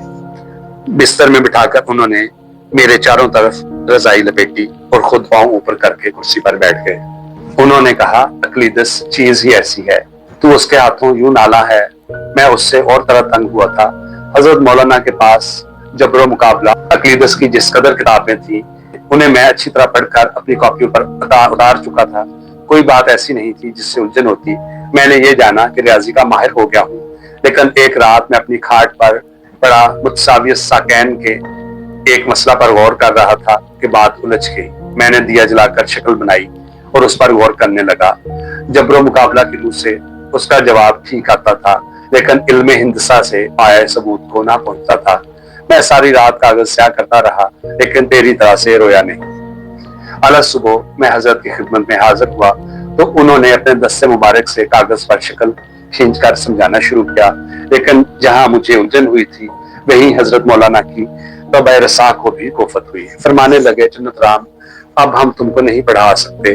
जब उस्ताद और शागिर्द का इल्म एक सा हो जाए तो शागिर्द को किसी और मौलम की तरफ रजू करना चाहिए। मैंने जुर्रत करके कह दिया कि हुजूर, अगर कोई और ये जुमला कहता तो मैं उसे कुफर के मुतरादिफ समझता, लेकिन आपका हर हरफ और हर शशा मेरे लिए हुक्म रुबानी से कम नहीं, इसलिए खामोश हूँ। भला आकाए गज़नबी के सामने प्याज की मजाल। लेकिन हुजूर, मुझे बहुत दुख हुआ है। फरमाने लगे, तुम बेहद जज्बाती आदमी हो, बात तो सुन ली होती। मैंने सर झुकाकर कहा, इरशाद। फरमाया, दिल्ली में हकीम नासिर अली सिस्तानी इल्म हिंसा के बड़े माहिर हैं। अगर तुमको इसका ऐसा ही शौक है तो उनके पास चले जाओ और इक्तिसाबे इल्म करो। हम उनके नाम रुका लिख देंगे। मैंने रजामंदी जाहिर की तो फरमाया, अपनी वालिदा से पूछ लेना, अगर वो रजामंद हूँ तो हमारे पास आना। वालिदा मरहुमा से पूछा और उनसे अपनी मर्जी के मुताबिक जवाब पाना अनहोनी बात थी, चुनांचे मैंने उनसे नहीं पूछा। हुजूर पूछते तो मैं द्रोग बयानी से काम लेता कि घर की लपाई तपाई कर रहा हूँ, जब फारिग होऊंगा तो वालिदा से अर्ज करूंगा। चंद अय्याम बड़े इस्तरार की हालत में गुजरे। मैं दिन रात इस शक्ल को हल करने की कोशिश करता, मगर सही जवाब बरामद ना होता। इस लायकल मसला से तबीयत में और इंतशार पैदा हुआ। मैं दिल्ली जाना चाहता था, लेकिन हुजूर से इजाजत मिल सकती थी ना रुका। वो वालिदा की रजामंदी के बगैर इजाजत देने वाले ना थे, और वालिदा इस बुढ़ापे में कैसे आमादा हो सकती थी। एक रात जब सारा गांव सो रहा था और मैं तेरी तरह परेशान था, तो मैंने अपनी वालिदा की पिटारी से उसकी कुल पूंजी 2 रुपए चुराए और निस्फ उसके लिए छोड़कर गांव से निकल गया। खुदा मुझे माफ करे और मेरे दोनों बुजुर्गों की रूहों को मुझ पर मेहरबान रखे। वाकई मैंने बड़ा गुनाह किया और अब तक मेरा सर उन दोनों का फरमाओं के सामने निदामत से झुका रहेगा। गांव से निकलकर मैं हुजूर की हवेली के पीछे उनकी मस्जिद के पास पहुंचा, जहां बैठकर आप पढ़ाते थे। घुटनों के बल होकर मैंने जमीन को बोसा दिया और दिल में कहा, बदकिस्मत हूँ, बेइजाजत जा रहा हूँ, लेकिन आपकी दुआओं का उम्र भर मुताज रहूंगा। मेरा कसूर माफ ना किया तो आके कदमों में जान दे दूंगा। इतना कहकर उठा, लाठी कंधे पर रखकर मैं वहां से चल दिया। सुन रहा है? दाऊ जी ने मेरी तरफ गौर से देखकर पूछा। रजाई के बीच खारे पुश्त बने मैंने आंखें चपकाई और होले से कहा, जी। दाऊ जी ने फिर कहना शुरू किया, कुदरत ने मेरी कमाल की मदद की। इन दिनों जाखल जनेद सार वाली पटरी बन रही थी। यही रास्ता सीधा दिल्ली को जाता था और यही मजदूरी मिलती थी। एक दिन मैं मजदूरी करता और एक दिन चलता। इस तरह ताइदे गैबी के सारे 16 दिन में दिल्ली पहुंच गया। मंजिल मकसूद तो हाथ आ गई थी, लेकिन गोहरे मकसूद का सुराग ना मिलता था। जिस किसी से पूछता, हकीम नासिर अली सिस्तानी का दौलत खाना कहाँ है, नफी में जवाब मिलता। 2 दिन उनकी तलाश जारी रही, लेकिन पता ना पा सका। किस्मत यावर थी, सेहत अच्छी थी, अंग्रेजों के लिए नई कोठियां बन रही थी। वहां काम पर जाने लगा। शाम को फारिग होकर हकीम साहब का पता मालूम करता और रात के वक्त एक धर्मशाला में खेस फेंक कर गहरी नींद सो जाता। मिसल मशहूर है, जो इंदा या बंदा। आखिर एक दिन मुझे हकीम साहब की जय रिहाइश मालूम हो गई। वो पत्थरपुरों के मोहल्ला की एक 13 तारीख गली में रहते थे। शाम के वक्त मैं उनकी खिदमत में हाजिर हुआ। एक छोटी सी कोठरी में फोकस थे और चंद दोस्तों से ऊंचे ऊंचे गुफ्तगू हो रही थी। मैं जूते उतारकर दहलीज के अंदर खड़ा हो गया। एक साहब ने पूछा, कौन है? मैंने सलाम करके कहा, हकीम साहब से मिलना है। हकीम साहब दोस्तों के हल्का में सर झुकाए बैठे थे और उनकी पुश्त मेरी तरफ थी। उसी तरह बैठे बोले, इसमें ग्रामी। मैंने हाथ जोड़कर कहा, पंजाब से आया हूँ। मैं बात पूरी भी ना कर पाया था कि जोर से बोले, ओहो, जन्नत राम हो। मैं कोई जवाब न दे सका। फरमाने लगे, मुझे इस्माइल का खत मिला है, लिखता है शायद जन्नत राम तुम्हारे पास आए, हमें बताए बगैर घर से फरार हो गया है, उसकी मदद करना। मैं उसी तरह खामोश खड़ा रहा तो पाटदार आवाज में बोले, मियां अंदर आ जाओ, क्या चुपका रोजा रखा है? मैं जरा आगे बढ़ा तो भी मेरी तरफ ना देखा और वैसे ही रूस से नाव की तरह बैठे रहे। फिर कदरे ताकमाना अंदाज में कहा, पर खुददार बैठ जाओ। मैं वहीं बैठ गया तो अपने दोस्तों से फरमाया, भी जरा ठहरो, मुझे इससे 2 हाथ कर लेने दो। फिर हुक्म हुआ, बताओ हिंसा का कौन सा मसला तुम्हारी समझ में नहीं आता? मैंने डरते डरते अर्ज किया तो उन्होंने उसी तरह कंधों की तरफ अपने हाथ बढ़ाए और आहिस्ता आहिस्ता कुर्ता यूं ऊपर खींच लिया कि उनकी कमर बरहना हो गई। फिर फरमाया, बनाओ अपनी उंगली से मेरी कमर पर एक मुतसावियत सा कैन। मुझ पर सकरा का आलम था, ना आगे बढ़ने की हिम्मत थी, ना पीछे हटने की ताकत। एक लम्हा के बाद बोले, मियां जल्दी करो, नाबीना हूँ, कागज कलम कुछ नहीं समझता। मैं डरते डरते आगे बढ़ा और उनकी चौड़ी चकली कमर पर हाँपती हुई उंगलियों से मुतसावियत सा कैन बनाने लगा। जब वो गैर मरई शक्ल बन चुकी तो बोले, अब इस नुक्ताए सीन से खते बेजीन पर अमूद गिराओ। एक तो मैं घबराया हुआ था, दूसरे वहां कुछ ना आता था। यूं अटकल से मैंने एक मुकाम पर उंगली रखकर अमूद गिराना चाहा तो तेजी से बोले, हे क्या करते हो, ये नुक्ता है क्या? फिर खुद ही बोले, आहिस्ता आहिस्ता आदी हो जाओगे। वो बोल रहे थे और मैं मबहूत बैठा था। यूं लग रहा था कि अभी उनके आखिरी जुमले के साथ नूर की लकीर मुतसावियत सा कैन बनकर उनकी कमर पर उभर आएंगी। फिर दाऊ जी दिल्ली के दिनों में डूब गए। उनकी आंखें खुली थी, वो मेरी तरफ देख रहे थे लेकिन मुझे नहीं देख रहे थे। मैंने बेचैन होकर पूछा, फिर क्या हुआ दाऊ जी? उन्होंने कुर्सी से उठते हुए कहा, रात बहुत गुजर चुकी है, अब तू सो जा, फिर बताऊंगा। मैं जिद्दी बच्चे की तरह उनके पीछे पड़ गया तो उन्होंने कहा, पहले वादा कर कि आइंदा मायूस नहीं होगा और इन छोटी छोटी प्रपोजिशनों को बताशे समझेगा। मैंने जवाब दिया, हलवा समझूंगा, आप फिक्र ना करें। उन्होंने खड़े खड़े कंबल लपेटते हुए कहा, बस मुझसे ये कि मैं 1 साल हकीम साहब की हजूरी में रहा और बहरे इल्म से चंद कतरे हासिल करके अपनी कोर आंखों को धोया। वापसी पर मैं सीधा अपने आका की खिदमत में पहुंचा, उनके कदमों पर सर रख दिया। फरमाने लगे, जन्नत राम, अगर हम में कुव्वत हो तो इन पाँव को खींच लें। इस पर मैं रो दिया तो दस्ते मुबारक मोहब्बत से मेरे सर पर फेर कर कहने लगे, हम तुमसे नाराज नहीं हैं, लेकिन 1 साल की फुर्सत बहुत तवील है। आइंदा कहीं जाना हो तो हमें भी साथ ले जाना। ये कहते हुए दाऊद जी की आंखों में आंसू आ गए और वो मुझे उसी तरह गुमसुम छोड़कर बैठक से बाहर निकल गए। इम्तिहान की गुर्बत से मेरा खून खुश्क हो रहा था, लेकिन जिस्म फूल रहा था। दाऊद जी को मेरे मुताबिक की फिक्र रहने लगी। अक्सर उन मुथुने हाथ पकड़ कर कहते, इस पे ताजी बिन तवीला खसना बन। मुझे उनका ये फिक्र बहुत नागवार गुजरता और मैं एहतजाजन उनसे कलाम बंद कर देता। मेरे मुसलसल मुनबर्त ने भी उन पर कोई असर न किया और उनकी फिक्र अंदेशा की हद तक बढ़ गई। एक सुबह सैर को जाने से पहले उन्होंने मुझे आज जगाया और मेरी मिन्नतों, खुशामदों, गालियों और झिड़कियों के बावजूद बिस्तर से उठा, कोट पहनाकर खड़ा कर दिया।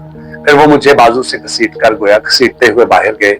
सर्दियों की सुबह कोई 4 बजे कामल गली में आदम ना आदमजाद तारीकी से कुछ भी दिखाई ना देता था और दाऊद जी मुझे उसी तरह सैर को ले जा रहे थे। मैं कुछ पक रहा था और वो कह रहे थे, अभी ग्रां खाबी दूर हुई, अभी तंबूरा बुड़बड़ा रहा है। थोड़े थोड़े वक्फे के बाद कहते, कोई सर निकाल तंबूरे की आहन पर बजा। ये क्या करता है? जब हम बस्ती से दूर निकल गए और सुबह की यह हवा ने मेरी आंखों को जबरदस्ती खोल दिया तो दाऊद जी ने मेरा बाजू छोड़ दिया, सरदारों का रहड़ाया और निकल गया। नदी आई और पीछे रह गई, कब्रिस्तान गुजर गया। मगर दाऊद जी थे कि कुछ आयतें ही पढ़ते चले जा रहे थे। जब तब्बा पर पहुंचे तो मेरी रूह फना हो गई। यहाँ से लोग दोपहर के वक्त भी ना गुजरते थे, क्योंकि पुराने जमाने में यहाँ एक शहर गर्क हुआ था। मरने वालों की रूहें उसी टीले पर रहती थी और आने जाने वालों का कलेजा छपा जाती थी। मैं खौफ से कांपने लगा तो दाऊद जी ने मेरे गले के गिर्द मफलर अच्छी तरह लपेट कर कहा, सामने इन 2 कीकरों के दरमियान अपनी पूरी रफ्तार से चक्कर लगाओ, फिर 100 लंबी सांसें खींचो और छोड़ दो, तब मेरे पास आओ, मैं यहाँ बैठता हूँ। मैं थबा से जान बचाने के लिए सीधा उन कीकरों की तरफ रवाना हो गया। पहले एक बड़े से ढेले पर बैठकर आराम किया और साथ ही हिसाब लगाया कि 6 चक्रों का वक्त गुजर चुका होगा। उसके बाद आहिस्ता आहिस्ता ऊंट की तरह कीकरों के दरमियान दौड़ने लगा और जब 10 यानी 4 चक्कर पूरे हो गए तो फिर उसी ढेले पर बैठकर लंबी लंबी सांसें खींचने लगा। एक तो दरख्त पर अजीबोगरीब किस्म के जानवर बोलने लगे थे, दूसरे मेरी पसली में बला का दर्द शुरू हो गया था। यही मुनासिब समझा कि तबा पर जाकर दाऊद जी को सोए हुए उठाऊं और घर ले जाकर खूब खातिर करूं। गुस्सा से भरा और दहशत से लरसता मैं टीले के पास पहुंचा।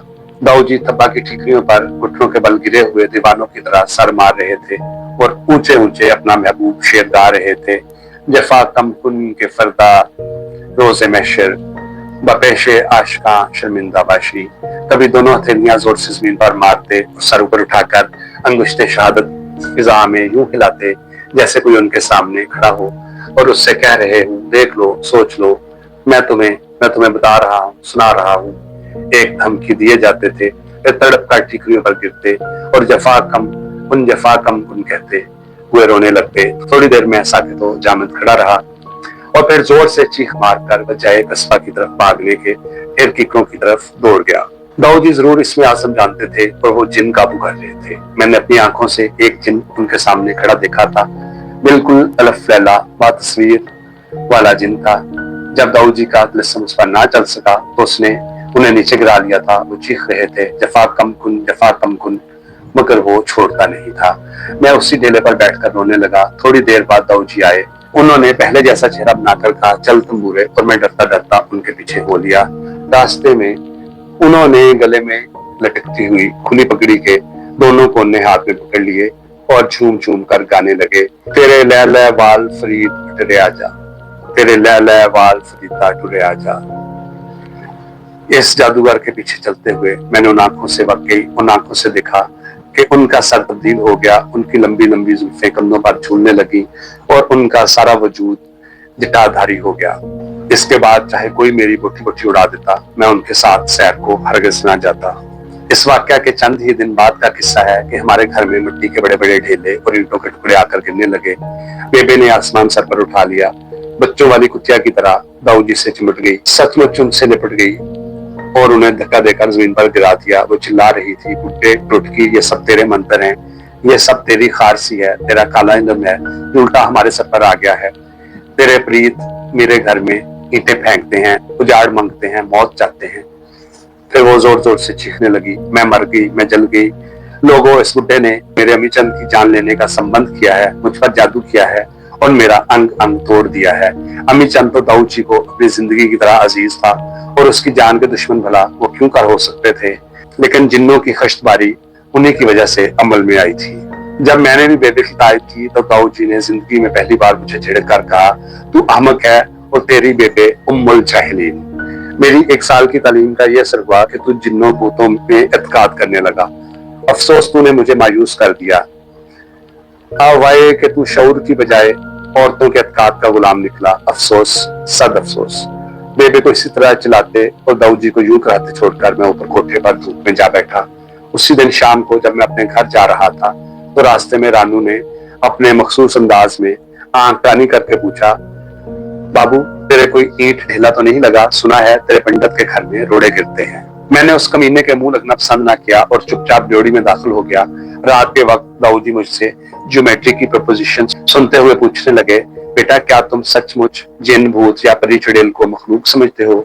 मैंने इस बात में जवाब दिया तो वो हंस पड़े और बोले, वाकई तू बहुत बोला है।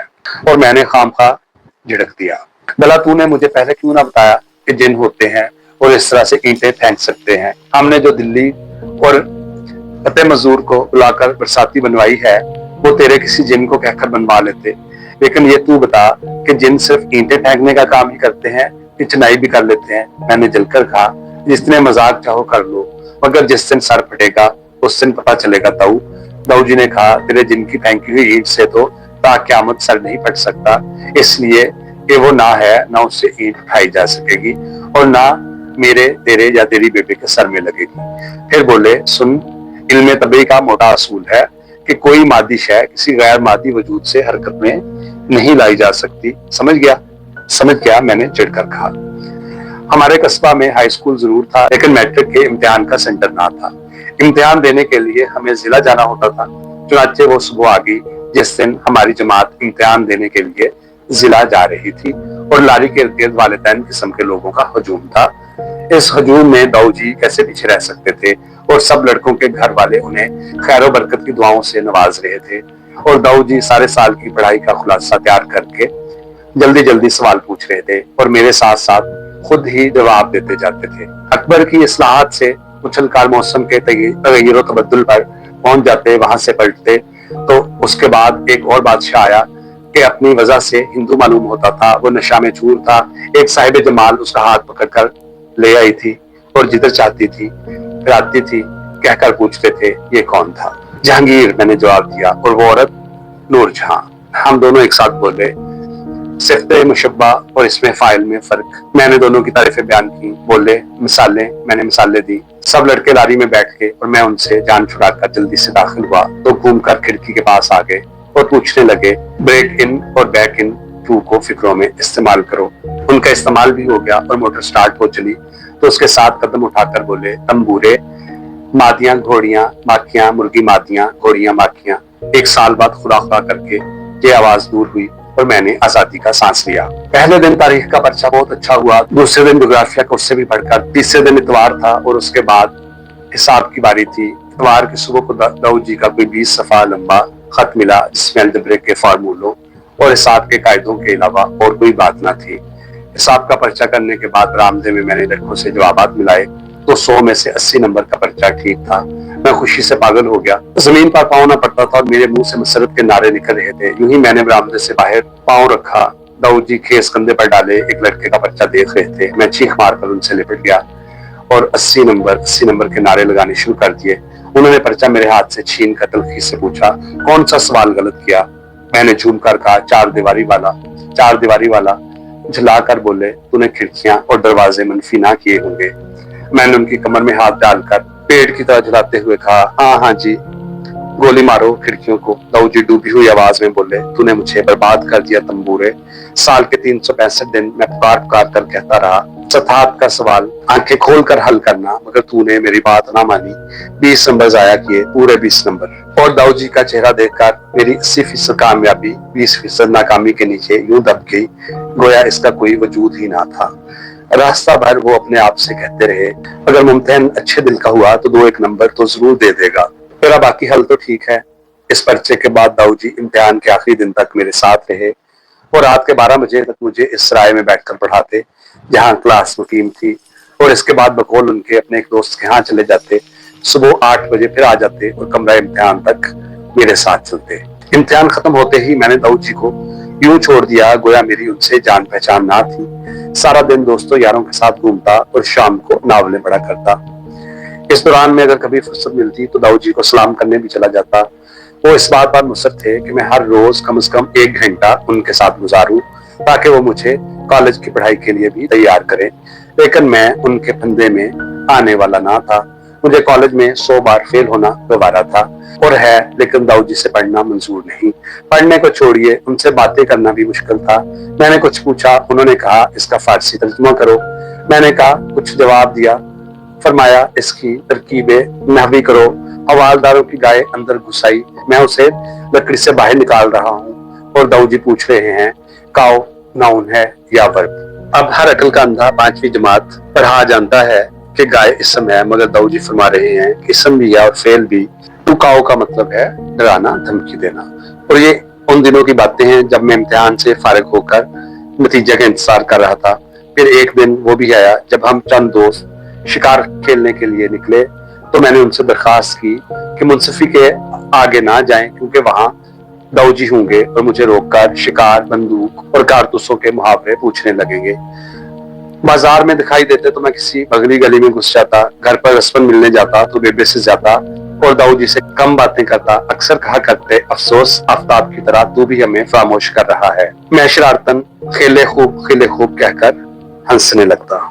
जिस दिन नतीजा निकला और अब्बा जी लड्डुओं की छोटी सी टोकरी लेकर उनके घर गए, दाऊ जी सर झुकाए अपने हसीर में बैठे थे। अब्बा जी को देखकर उठ खड़े हुए और अंदर से कुर्सी उठा लाए और अपने बोरिये के पास डालकर बोले, डॉक्टर साहब आपके सामने शर्मिंदा हूँ, लेकिन इसे भी मकसूम की खूबी समझिए। मेरा ख्याल था कि इसकी फर्स्ट डिवीजन आ जाएगी, लेकिन ना आ सकी। इसकी बुनियाद कमजोर थी। एक ही तो नंबर कम है। मैंने चमक कर बात काटी और वो मेरी तरफ देखकर बोले, तू नहीं जानता, इस एक नंबर से मेरा दिल दो नीम हो गया है। खैर मैं उसे मन जाने बिल्ला ख्याल करता हूँ। फिर अब्बा जी और वो बातें करने लगे और मैं बेबे के साथ गप्पे लड़ाने में मशगूल हो गया। अव्वल कॉलेज से मैं दाऊ जी के खतों का बाकायदा जवाब देता रहा। उसके बाद बेकायदगी से लिखने लगा और आहिस्ता आहिस्ता ये सिलसिला भी खत्म हो गया। छुट्टियों में जब घर आता तो जैसे स्कूल के दीगर मास्टरों से मिलता, वैसे ही दाऊ जी को भी सलाम कर आता। अब वो मुझसे सवाल वगैरह ना पूछते थे। कोट, पतलून और टाई देखकर बहुत खुश होते। चारपाई पर बैठने ना देते। अगर मुझे उठने नहीं देता तो खुद कुर्सी ले ले और मैं कुर्सी खींचकर उनके पास बैठ जाता। कॉलेज लाइब्रेरी से मैं जो किताबें साथ लाया करता उन्हें देखने की तमन्ना जरूर करते और मेरे वादे के बावजूद अगले दिन खुद हमारे घर आकर किताबें देख जाते। अमी चंद बावजूद कॉलेज छोड़कर बैंक में मुलाजिम हो गया था और दिल्ली चला गया था। बेबे की सिलाई का काम बदस्तूर था। दाऊ जी मुंसफी जाते थे लेकिन कुछ ना लाते थे। बीबी के खत आते थे, वो अपने घर में खुश थी। कॉलेज की 1 साल की जिंदगी ने मुझे दाऊ जी से बहुत दूर खींच लिया। वो लड़कियां जो 2 साल पहले हमारे साथ आपू टापू खेला करती थी, बिनते बन गई थी। सेकेंड ईयर के जमाने की हर छुट्टी मैं आपू टापू में गुजारने की कोशिश करता और किसी हद तक कामयाब भी होता। घर की मुख्तसर मसाफत के सामने एबटाबाद का तवील सफर ज्यादा तस्कीनदेह और सुहाना बन गया। वैसे ही लिफाफों का एक पैकेट खरीदा था और उन पर ना अब्बा जी को खत लिखे जा सकते थे और ना ही दाऊ जी को। ना दशहरे की छुट्टियों में दाऊ जी से मुलाकात हो सकी थी, ना क्रिसमस की तातीलात में। ऐसे ही ईस्टर गुजर गया और यूं ही अय्याम गुजरते रहे। मुल्क को आजादी मिलने लगी तो कुछ बलवे हुए, फिर लड़ाइयां शुरू हो गई। हर तरफ से फसादात की खबरें आने लगी और अम्मा ने हम सबको घर बुलवा दिया। हमारे लिए ये बहुत महफूज जगह थी। बनिए साहूकार घर बार छोड़कर भाग रहे थे, लेकिन दूसरे लोग खामोश थे। थोड़े ही दिनों बाद महाजरीन की आमद का सिलसिला शुरू हो गया और वही लोग ये खबर लाए कि आजादी मिल गई। एक दिन हमारे कस्बे में भी चंद घरों को आग लगी और 2 नाकों पर सख्त लड़ाई हुई। थाने वाले और मिलिट्री के सिपाहियों ने कर्फ्यू लगा दिया और जब कर्फ्यू खत्म हुआ तो सब हिंदू सिख कस्बा छोड़कर चल दिए। दोपहर को अम्मा जी ने मुझे दाऊ जी की खबर लेने भेजा तो इस जानी पहचानी गली में अजीबोगरीब सूरतें नजर आई। हमारे घर जानी दाऊ जी के घर की ड्योढ़ी में एक बैल बंधा था और उसके पीछे बोरी का पर्दा लटक रहा था। मैंने घर आकर बताया कि दाऊ जी और बेबे अपना घर छोड़कर चले गए हैं और ये कहते हुए मेरा गला रुंध गया। उस दिन मुझे यूं लगा जैसे दाऊद जी हमेशा हमेशा के लिए चले गए हैं और लौट कर ना आएंगे। दाऊद जी ऐसे बेवफा थे। कोई तीसरे रोज गुरूब आफ्ताब के बाद जब मैं मस्जिद में नए पनाह गुज़ीनों के नाम नोट करके और कंबल भिजवाने का वादा करके उस गली से गुजरा तो खुले मैदान में 100-200 आदमियों की भीड़ जमा देखी। महाजर लड़के लाठियां पकड़े नारे लगा रहे थे और गालियां दे रहे थे। मैंने तमाशाइयों को फाड़कर मरकज में घुसने की कोशिश की, मगर महाजरीन की खूनखार आंखें देखकर सहम गया। एक लड़का किसी बुजुर्ग से कह रहा था, साथ वाले गांव गया हुआ था, जब लौटा तो अपने घर में घुसता चला गया। कौन से घर में? बुजुर्ग ने पूछा। रोहतकी महाजरों के घर में, लड़के ने कहा। फिर क्या? उन्होंने पकड़ लिया, देखा तो हिंदू निकला। इतने में भीड़ में से किसी ने चिल्लाकर कहा, ओए रानू जल्दी आ, ओए जल्दी आ, तेरी सामी पंडित, तेरी सामी। रानू बकरियों का रेवड़ बाड़े की तरफ ले जा रहा था। उन्हें रोककर और एक लाठी वाले लड़के को उनके आगे खड़ा करके वो भीड़ में घुस गया। मेरे दिल को एक धक्का सा लगा, जैसे उन्होंने दाऊद जी को पकड़ लिया हो। मैंने मुल्जिम को देखे बगैर अपने करीबी लोगों से कहा, ये बड़ा अच्छा आदमी है, बड़ा नेक आदमी है, इसे कुछ मत कहो। ये तो खून में नहाई हुई चंद आंखों ने मेरी तरफ देखा और एक नौजवान गंडासी तोल कर बोला, बताऊं तुझे भी, आ गया बड़ा हमायती बनकर, तेरे साथ कुछ हुआ नहीं ना? और लोगों ने गालियां बककर कहा, अंसार होगा शायद। मैं डर कर दूसरी जानब भीड़ में घुस गया। रानू की क़यादत में उसके दोस्त दाऊद जी को घेरे खड़े थे और रानू दाऊद जी की ठोड़ी पकड़कर हिला रहा था और पूछ रहा था, अब बोल बेटा, अब बोल। और दाऊद जी खामोश खड़े थे। एक लड़के ने पगड़ी उतार कर कहा, पहले बोदी काटो, बोदी। और रानू ने मसवाके काटने वाली दरांती से दाऊद जी की बोदी काट दी। वही लड़का फिर बोला, बुला देंगे जे।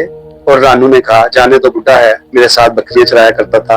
फिर उसने दाऊद जी की ठोड़ी ऊपर उठाते हुए कहा, कलमा पढ़ पंडिता। और दाऊद जी आहिस्ता से बोले, कौन सा? रानू ने उनके नंगे सर पर एक थप्पड़ मारा कि वो गिरते गिरते बचे और बोला, साले कल में भी कोई 5-7 हैं।